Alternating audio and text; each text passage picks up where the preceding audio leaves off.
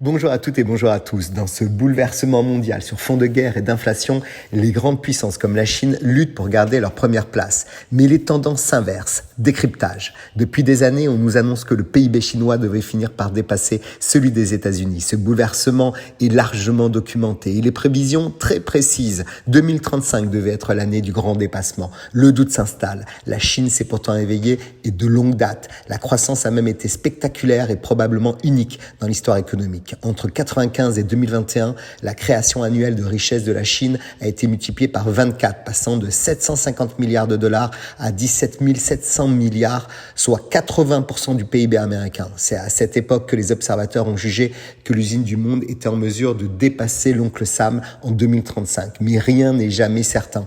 D'abord, l'Amérique, surtout depuis Donald Trump, ne ménage pas ses efforts pour contenir l'expansion chinoise. Cela s'est traduit par des taxes à l'importation vers les États-Unis, où une guerre technologique, notamment sur les semi-conducteurs, s'éveille. Et puis s'est ajoutée la crise du Covid. Pékin s'est fait piéger par sa politique du zéro Covid. La croissance chinoise s'est effondrée. À peine 2,2% en 2020, très loin donc des 7 à 10% des 2 dernières décennies.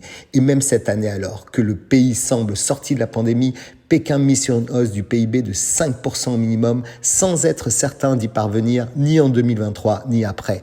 Les difficultés ne sont donc pas seulement conjoncturelles. On peut dire que la folle croissance de ces dernières années a produit de la richesse et de l'innovation, mais aussi de vrais problèmes qui fragilisent ou freinent la belle mécanique. On peut en citer 3. Une crise immobilière profonde, un endettement public et privé énorme qui menace le système bancaire et un chômage élevé, notamment chez les jeunes dans les mégapoles chinoises. Et puis surtout, l'immense faiblesse qui mine les perspectives de croissance du pays, c'est sa démographie. Pour la première fois l'an dernier, la population a diminué de 850 000 personnes. C'est peu, me direz-vous, comparé aux 1,4 milliard de Chinois. Sauf que l'on n'est qu'au début de la fin. L'Empire du Milieu devrait perdre 150 millions d'habitants d'ici 2050 et beaucoup plus les décennies suivantes. On parle d'une population de moins de 600 millions d'habitants en 2100.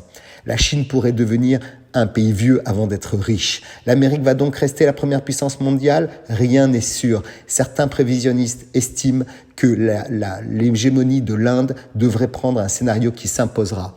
Et c'est cette émergence du futur numéro 1 mondial qui peut inquiéter les Européens. Le nouveau pays le plus peuplé du monde devrait damer le pion des États-Unis et de la Chine vers 2075, voire même avant. Le centre du monde devrait donc se dépasser vers Delhi. À nous, Européens, de nous diriger vers ce futur leader. D'autres l'ont compris bien avant nous. The winner is always shining. Très belle semaine à tous.